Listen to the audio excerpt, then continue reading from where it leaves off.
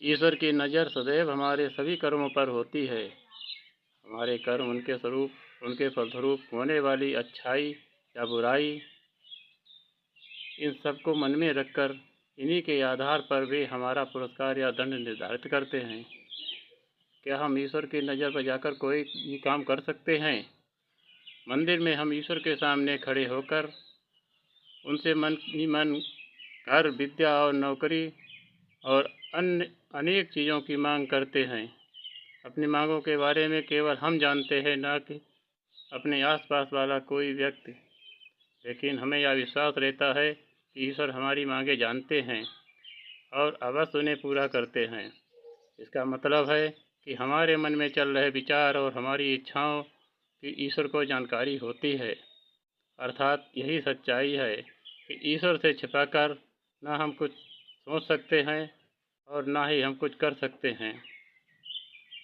हम मंदिर जाते हैं और ईश्वर से प्रार्थना करते हैं, कहते हैं कि मंदिर में झूठ नहीं बोलना चाहिए और गलत काम नहीं करना चाहिए।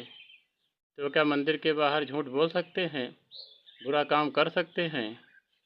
हम यह कैसे मान लें कि ईश्वर की नज़र हम पर केवल मंदिर के अंदर ही होगी, बाहर नहीं? अगर हम सोचें कि मंदिर के बाहर किए गए बुरे विचार और बुरे कर्म से ईश्वर अनजान रहेंगे, तो क्या हमारी मूर्खता नहीं होगी? हम अपने दैनिक जीवन में ऐसे कई काम करते हैं जिनको ईश्वर न पसंद करते हैं और जिनका ईश्वर न समर्थन करते हैं। मंदिर में प्रवेश करते ही हम अच्छे होने का ढोंग करते हैं। हमें लगता है कि मंदिर के बाहर हमारे बुरे विचार और बुरे कर्मों के बारे में ईश्वर कुछ नहीं जानते हैं। क्या ईश्वर को ठगना मुमकिन है? ऐसा सोचकर क्या हम अपने आप को नहीं ठग रहे हैं? मान लीजिए एक दुष्ट व्यक्ति है और सच्चा भक्त भी। वह मंदिर में ईश्वर के सामने जब प्रार्थना करता है, तो क्या ईश्वर उसके बारे में इस प्रकार नहीं सोचते? आओ, मंदिर में बड़े प्यार और विनम्रता से तुम मेरी प्रार्थना करते हो। क्या तुम यह सोचते हो कि कल रात जो तुमने दुष्कर्म किए उनसे मैं अनजान हूँ? उससे 1 महीना पहले रात को 2 बजे तुमने जो पाप किया, क्या उसकी सज़ा तुम्हें नहीं मिलेगी? दूसरों को धोखा देने के साथ साथ तुम मुझे भी धोखा दे रहे हो।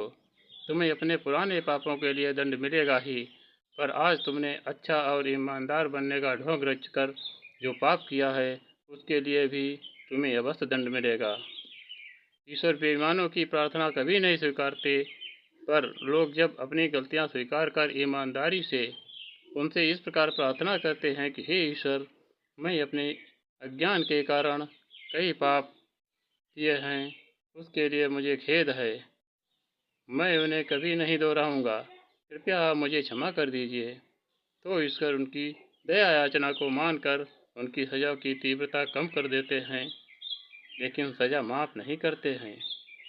सारे दुखों का कारण ईश्वर की बुद्धिमत्ता और ज्ञान से अनजान रहना।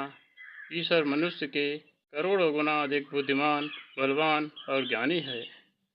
इस सत्य से अनभिज्ञ रहकर मनुष्य दुखों को आमंत्रित करता है।